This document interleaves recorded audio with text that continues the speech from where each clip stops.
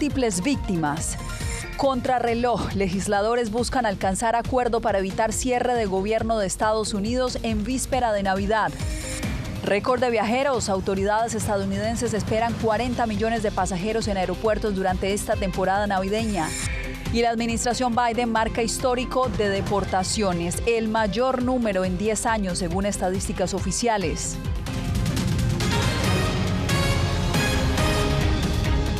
¿Qué tal? Bienvenidos. Iniciamos con noticia de última hora. Un automóvil arrolló a una multitud en plena feria navideña en Magdeburgo, Alemania. Se reportan de momento entre 60 y 80 heridos. También hay muertos. Jaime Moreno, ¿qué información se conoce hasta ahora? Yasmín, las agencias de noticias empiezan a reportar más información respecto a esta trágica noticia. Hay 2 personas muertas, entre ellas un menor de edad, según lo que están confirmando las autoridades locales, pero temen que esta cifra pueda crecer porque hay 15 personas heridas en el hospital, más las 60 personas que han quedado también con varias lesiones. Las imágenes que les estamos mostrando en este momento pueden ser perturbadoras, son imágenes bastante sensibles porque el carro que reportan algunas cámaras de seguridad es un BMW oscuro que ingresó por toda la mitad del mercado navideño a alta velocidad y arrolló a todas las personas que estaban a su paso. Según la agencia AFP, el vehículo alcanzó a andar al menos unos 400 metros. Las imágenes que empiezan a llegar son imágenes de personas que quedaron por el suelo, algunas heridas, y es lo que se conoce hasta este momento, Yasmín, de esta trágica noticia que ocurre en Alemania. Jaime, ¿y qué información han dado las autoridades hasta el momento sobre el conductor del vehículo?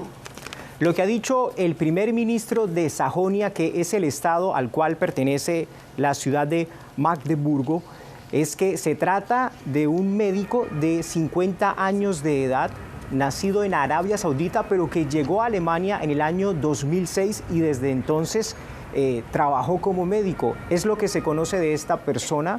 Están investigando si hay alguna relación con algún plan más amplio, pero no tienen en este momento personas en común para seguir investigando. Es lo que se conoce de este conductor y se investiga como un atentado porque las imágenes de las cámaras de seguridad muestran que ingresó deliberadamente a alta velocidad. En ningún momento tuvo la intención de detenerse.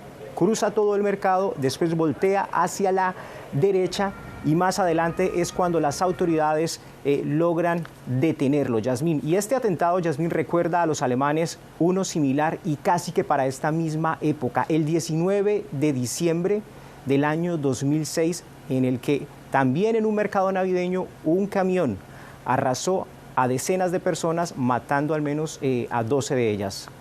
Jaime, gracias por esta noticia. Esto, por supuesto, es una noticia en desarrollo que seguiremos manejando en vozdeamerica.com. Nos quedamos aquí en Estados Unidos porque estamos a pocas horas para un posible cierre de gobierno. La Cámara de Representantes presentó hoy una tercera propuesta de financiamiento para evitar el cese de las actividades gubernamentales.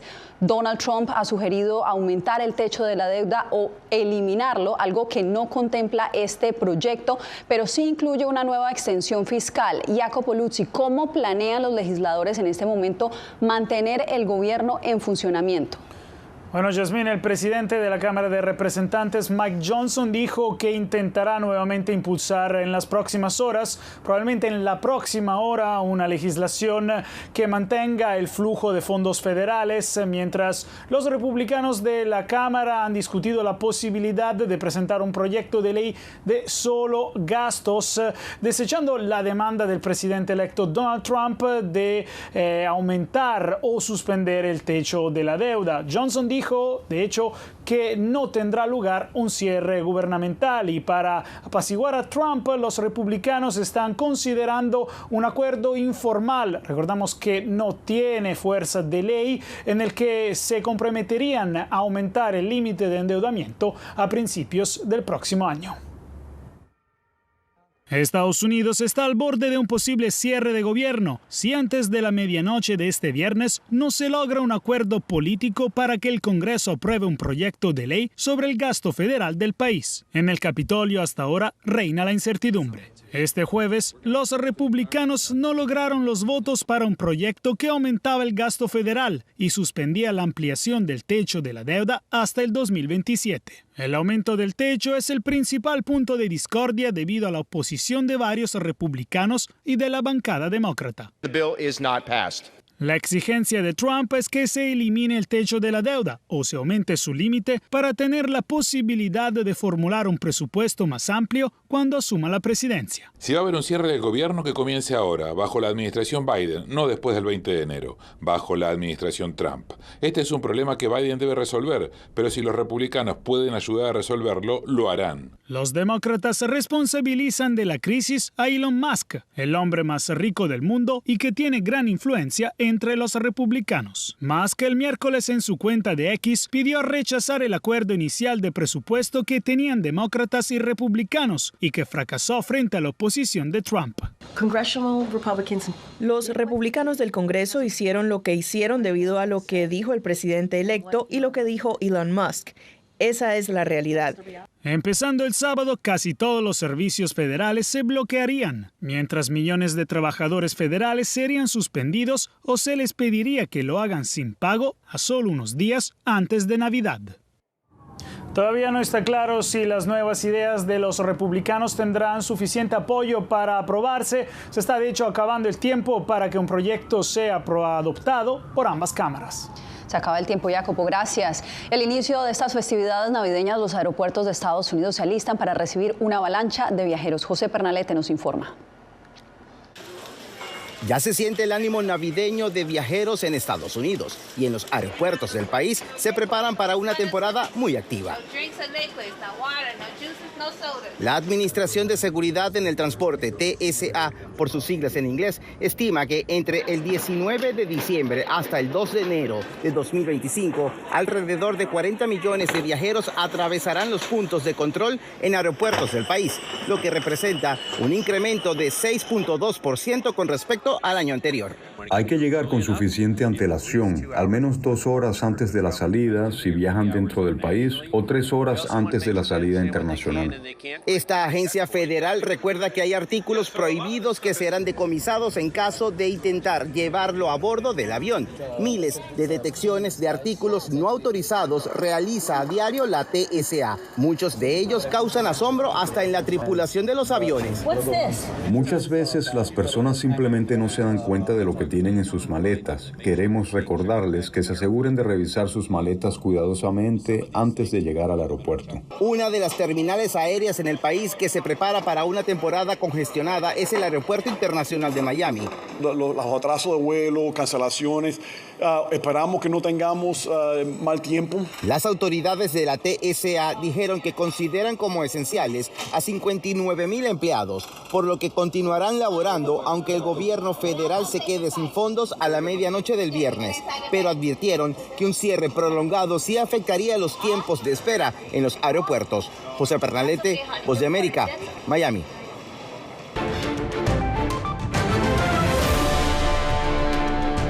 Un récord histórico de deportaciones reporta Estados Unidos para el año fiscal 2024. Laura. 271.484 personas fueron deportadas a 192 países del mundo en el año fiscal 2022, según reportes entregados por la Oficina de Inmigración y Aduanas de Estados Unidos, ICE, por sus siglas en inglés. La cifra, que rompe récord en la última década, representa un 90% más que las deportaciones en 2023 y 271% más que en 2022. Tenemos personas que han cruzado a nuestro país ilegalmente, es decir, no pasaron por un puerto de entrada, no se presentaron legalmente y por lo tanto se determinó que no son elegibles para permanecer en el país. Cuando eso sucede, son deportados a su nación de origen. Destacó el jefe de la patrulla fronteriza a La Voz de América al llevarse a cabo durante el año fiscal 2024 el primer vuelo directo de deportaciones de Estados Unidos a Venezuela e insistió en la importancia de pasar por procesos regulares. No solo es peligroso para ellos ellos cuando hacen eso. Cuando tenemos que procesar a personas que ingresan al país ilegalmente, dejamos de hacer nuestra labor, que es detectar amenazas reales. Según el reporte de ICE, 10% del personal de la Oficina de Deportaciones, ERO, por sus siglas en inglés, fueron enviados durante el año fiscal a dar apoyo logístico a la frontera sur de Estados Unidos. Según datos de los tribunales de inmigración, en la última década, casi 9 de cada 10 personas que solicitaron asilo recibirán una orden de deportación. Los llevaremos ante un juez, pero cuando el juez diga que se van, tienen que irse. Fueron las declaraciones del ser fronterizo para la electa administración en entrevista con CNN esta semana, quien además aseguró que se construirán más centros de detención en medio de un plan que asegura querer sobrepasar las cifras de deportaciones que hoy reportamos. Laura Sepúlveda, Voz de América, Texas. Justamente tras las declaraciones del presidente electo Donald Trump sobre implementar deportaciones masivas en su nuevo gobierno, los albergues en México se preparan para recibir a un número creciente de deportados. Rubén Pereira nos reporta desde Mexicali, Baja California. Se sufre mucho por el dinero, porque no hay mucho, ¿cómo le diré?, de dónde sacar recursos, porque viene uno huyendo de su tierra y pues, ¿qué más queda? Mario Silva lleva 10 meses viviendo en el albergue Covina Posada del Migrante en Mexicali, Baja California, esperando una cita con autoridades de inmigración de Estados Unidos, y teme que una vez que asuma la presidencia Donald Trump, es probable que esa cita jamás llegue. Pues pedirle mucho a Dios y que nos caiga la cita antes del 20 de enero y pues a las demás personas igual. También a los directivos del albergue les preocupa el próximo mandato de Donald Trump y sobre todo sus amenazas de deportaciones masivas, ya que pondría a lugares como este en una situación muy difícil. ¿Qué va a pasar con todas esas amenazas de Trump? Va a ser un caos. Un caos, asegura, porque no tienen los recursos para estar a capacidad llena, que es de 450 personas. Actualmente tienen hospedados a poco más de 100 migrantes. Este año, primordialmente, el no recibir ayuda del gobierno, tenemos esa problemática que cada vez se hace más crudo, ¿no? Pero para los que están en contra de la inmigración irregular, es necesario que el gobierno de Estados Unidos realice las deportaciones y haya orden en la manera de inmigrar a los Estados Unidos. Hay que hacerlo de la manera correcta y hay que respetar a los demás que llevan tanto tiempo esperando a que le den sus papeles, ¿no? Mientras, la directora de este albergue hace un llamado de ayuda a funcionarios mexicanos ante el reto que se le viene por las deportaciones de Trump. Pues pegarle de grito al gobierno para que nos ayude el federal, estatal y el municipal.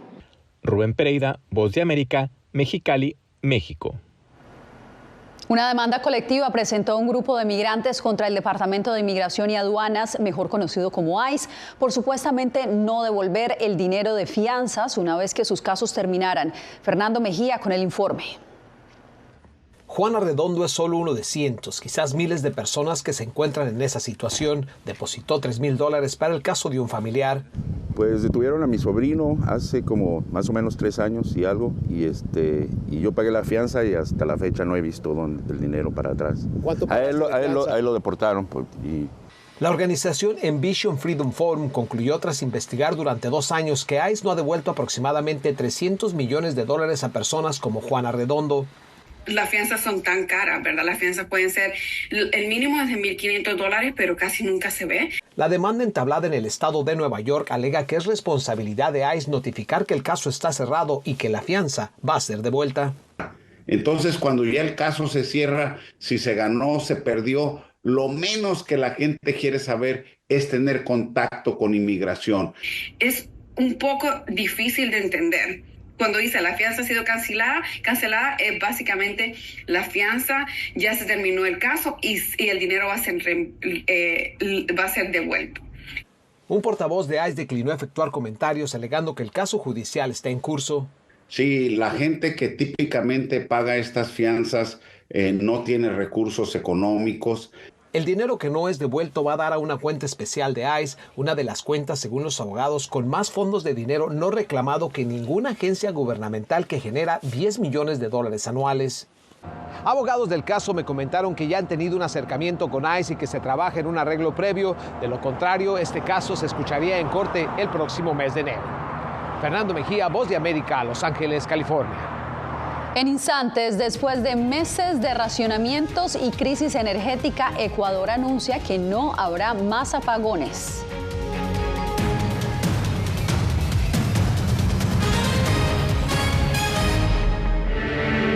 Se nos acabaron las esperanzas, muchachos. Dos venezolanas que dejaron atrás las dificultades de su patria derrumbada. Ahorita me veo como que aquí no puedes estar y aquí tampoco puedes estar. Ahora se enfrentan a la xenofobia, la soledad y la falta de oportunidades en un nuevo país donde viven atrapadas en un limbo. En ningún lugar, una historia de lucha y desarraigo. Ahora, en todas las plataformas de La Voz de América. Que empiecen a callar a periodistas, que empiecen a callar medios. Periodismo, la prensa libre importa. Una producción especial de La Voz de América. Porque al final lo que está en juego no solo medios de comunicación, sino la democracia de un país. Disponible en vozdeamerica.com. Soy Celia Mendoza, corresponsal internacional de La Voz de América. Desde que me uní a este equipo de profesionales hace más de una década, he tenido la oportunidad de descubrir un mundo de noticias que comparto con ustedes. La Voz de América habló con el director. Porque siempre estoy en el lugar de los hechos, entregando información veraz, clara y precisa, manteniendo nuestro compromiso periodístico, porque en La Voz de América, la prensa libre importa. El crimen organizado asesinaba a los chicos y luego cremaba los cuerpos. Periodismo, la prensa libre importa, una coproducción de La Voz de América y Latina. Sí que es complicado hablar acá de libertad de expresión. Disponible en vozdeamerica.com.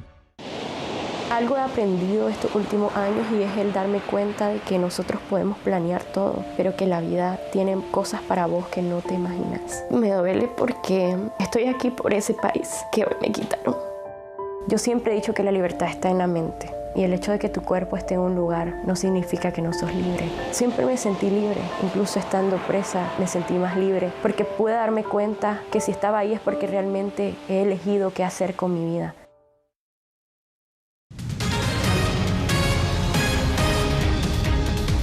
A Siria llega la primera delegación de diplomáticos estadounidenses desde la caída de Bashar al-Assad.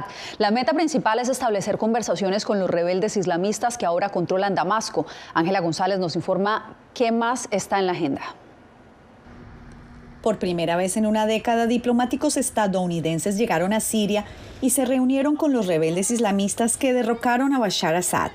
Barbara Leaf, subsecretaria de Asuntos para el Oriente Próximo, dijo que Estados Unidos retiró la recompensa de $10 millones por la captura de Ahmed al-Shara, jefe de los rebeldes sirios, y sentó su posición sobre el papel de Irán en la transición.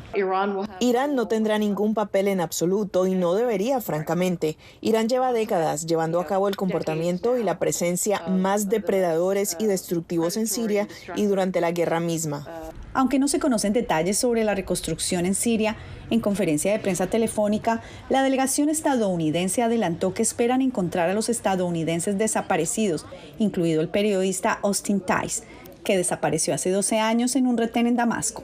La información que tenemos en este momento no lo confirma ni lo niega, pero lo que puedo decirles es que el presidente Joe Biden dijo recientemente que cree que Austin está vivo y nuestro deber es seguir presionando para ver si podemos conseguir información cierta de lo que le pasó, dónde está y traerlo de regreso al país. El pueblo sirio se ha mostrado esperanzado, dijo el enviado de la ONU. Lo que me están diciendo es que se convertirán en exportadores de esperanza al resto del mundo, que serán un apoyo para otros países de la región. Poco antes de que la delegación llegara a Damasco, el ejército estadounidense dijo que había llevado a cabo ataques aéreos en el noreste de Siria, matando a un líder del grupo Estado Islámico y a otro militante. El Pentágono reveló el jueves que Estados Unidos había duplicado el número de sus fuerzas en Siria con aproximadamente 2.000 elementos. Ángela González, Voz de América. Luego de 3 meses de intensos racionamientos eléctricos, los ecuatorianos viven este viernes su primer día sin cortes de luz. Néstor Aguilera nos reporta que el gobierno desplegó un plan para salir de la crisis de electricidad que ha afectado a miles de hogares. Con escepticismo reaccionaron ecuatorianos consultados sobre el anuncio del fin de los racionamientos eléctricos, que se extendieron durante 3 meses debido principalmente a la falta de lluvias. Mi empresa tuvo la precaución de tomar que las horas que no teníamos luz, no teníamos para qué acceder a la empresa si no íbamos a hacer nada. Ha sido un bajón en la economía realmente porque todos dependemos de la luz para estar conectados. ¿Usted cree que sí volverán los apagones? De pronto puede ser que sí. Hace menos de 2 semanas, el presidente Daniel Noboa anunció el fin de los racionamientos, pero este analista cree que podrían volver debido a lo que considera un mal manejo de la crisis y ofertas de nueva generación que no se cumplieron. El principal problema que se ha cometido es un golpe a la confianza del país. El señor presidente debe replantear el hecho de lo que significa la palabra de honor. La crisis eléctrica, que también tiene su origen en la falta de nuevas inversiones en proyectos eléctricos, deja millonarias pérdidas para los sectores comercial y productivo, según el presidente de Ecuador Industrial, una organización que agrupa a más de 100 empresas. El empleo no ha caído, hemos logrado sostener, pero mucho me temo que no va a haber renta, no van a haber utilidades. En un primer balance, la Cámara de Comercio de Guayaquil estimó pérdidas por al menos 4.500 millones de dólares debido a los cortes.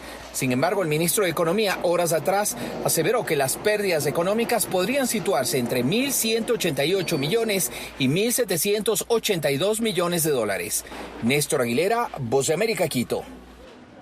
En Medellín, Colombia, las autoridades lanzaron una nueva campaña para proteger a las mujeres migrantes de la violencia de género y los feminicidios. Yair Díaz tiene los pormenores. Yo como mujer me siento segura al saber que así sea una persona migrante, una mujer migrante, yo puedo acercarme a las autoridades y ellos me van a responder. Jessica Marcano, migrante venezolana residente en Medellín, afirma sentirse segura desde que la alcaldía de esa ciudad ha intensificado sus esfuerzos para enfrentar la violencia de género contra mujeres migrantes en sectores como salud, justicia y protección. Tuvimos 335 casos de violencia de género contra las mujeres y niñas venezolanas reportadas y 153 casos de violencia física, 144 de violencia sexual y 35 casos de violencia psicológica. Según cifras oficiales, en Medellín hay alrededor de 240.000 venezolanos, de los cuales el 51,6% son mujeres. Del 1 de enero de 2020 al 30 de noviembre de 2024, se registraron 23 casos de feminicidios contra mujeres refugiadas y migrantes en esta ciudad. Tenemos un espacio específico que es la subcomisión de mujeres migrantes, donde constantemente estamos haciendo seguimiento, estamos haciendo planes de acción con diferentes actores. El objetivo de esta iniciativa es que estas mujeres puedan acceder a rutas de salida seguras. A mí me parece muy buena porque nosotros somos testigos de eso. Hay rutas de emprendimiento y empleabilidad que se hacen desde el Estado que a mí me han favorecido mucho. En lo corrido de 2024, 765 mujeres migrantes han recibido apoyo psicológico, jurídico y de protección en Medellín. Yair Díaz, Voz de América. Al volver, ¿cómo logra Nicaragua mantener un crecimiento económico en medio de la crisis? El Banco Central revela sus proyecciones al cierre del 2024.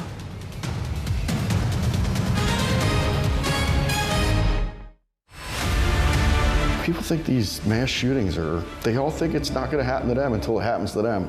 Periodismo, la prensa libre importa. You know, I never thought it would happen to me. Disponible en vozdeamerica.com. Nunca pensé pasar 2 años y 7 meses en la prisión por nada más pensar diferente a las autoridades de Nicaragua. Una vez que bajamos del avión, acá en Estados Unidos, en Washington, nos damos cuenta que estamos libres porque no sabíamos si también veníamos a una cárcel, no sabíamos nada. El cuerpo como que siente el aire puro, la diferencia a estar en una prisión, ¿verdad?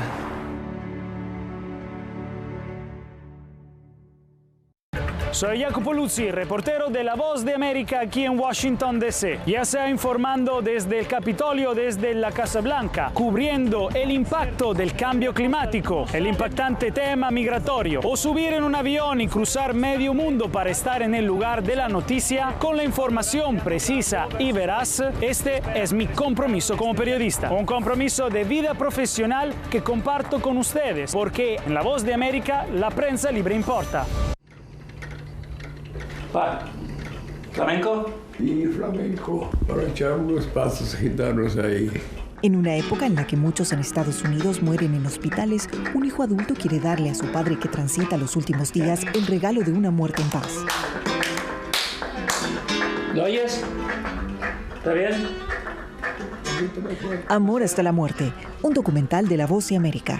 Ahora, en todas nuestras plataformas. El periodismo definitivamente necesita ser libre. Periodismo, la prensa libre importa. Una producción especial de La Voz de América. La libertad se la da el Estado y la responsabilidad la asume uno. Disponible en vozdeamerica.com.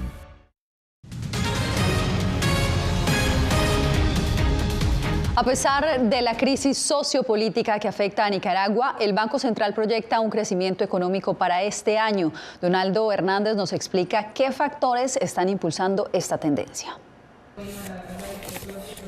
Nicaragua podría cerrar el año 2024 con el ingreso de más de $5.000 millones en concepto de remesas familiares, según las proyecciones del estatal Banco Central.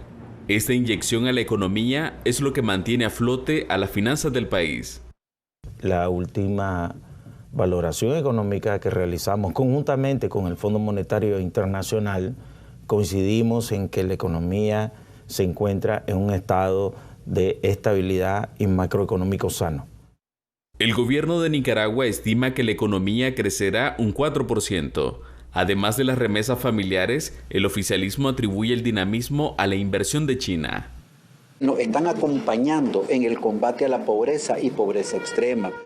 Nicaragua se mantiene sumergida en una crisis sociopolítica desde 2018, pero a partir de 2021 el Producto Interno Bruto ha crecido. Expertos concuerdan en que el país mantiene su estabilidad por las remesas que envía casi 1 millón de migrantes que salieron por la crisis. El capital humano constituye la base fundamental para el desarrollo de las naciones y no es a través de exportar seres humanos que los países crecen. Los países crecen mediante la promoción de la inversión directa extranjera. La estabilidad macroeconómica en 2025 dependerá de Estados Unidos, pues es el principal país emisor de remesas y el principal socio comercial de Nicaragua. Donaldo Hernández, Voz de América. Lo invitamos a que se quede con nosotros. Regresamos después de la pausa. Siento miedo de ejercer periodismo. Periodismo, la prensa libre importa. Una coproducción de La Voz de América y Teleamazonas. Siento miedo de decir que soy periodista. Disponible en vozdeamerica.com. Soy Celia Mendoza, corresponsal internacional de La Voz de América. Desde que me uní a este equipo de profesionales hace más de una década, he tenido la oportunidad de descubrir un mundo de noticias que comparto con ustedes. La Voz de América habló con el director. Porque siempre estoy en el lugar de los hechos, entregando información veraz, clara y precisa, manteniendo nuestro compromiso periodístico, porque en La Voz de América, la prensa libre importa. Retroboa. Soy Salomé Ramírez. Soy Mixi Macías y te invitamos a que conversemos de los temas actuales que más te interesan. Acompáñanos en un podcast en vivo en las plataformas digitales de La Voz de América. ¿Qué me pongo mañana? ¿Te regresas para el crucero? Todo incluido. Conéctate con nosotros a través de Retroboa en las plataformas digitales de La Voz de América.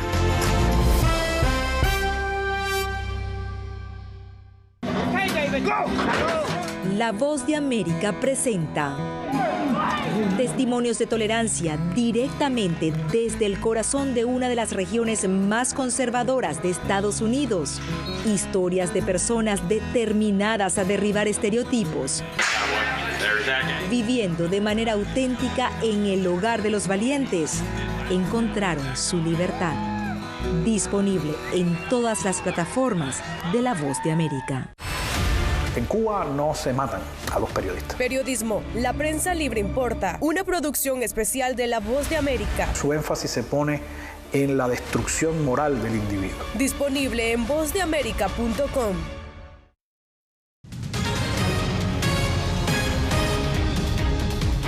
En medio del incierto panorama que viven en Siria,